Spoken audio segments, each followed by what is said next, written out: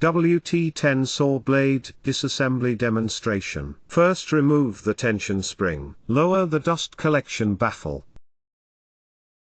First, the removal of the small saw. Find the two removal wrenches for the small saw. Place the wrench on the pre-drilled holes of the saw blade pressure plate. Remove the small saw clockwise with a number 10 wrench.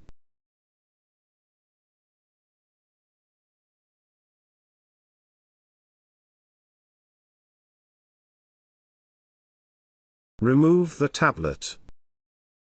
Take out the saw blade. Disassembly of this saw blade is complete. Removal of large saw blades. Find the two removal wrenches for the large saw blade. Place it on the reserved hole of the press sheet and snap it in place. Remove the large saw blade by turning it counterclockwise with a socket wrench.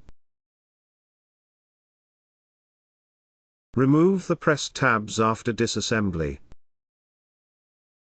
Take the blade off.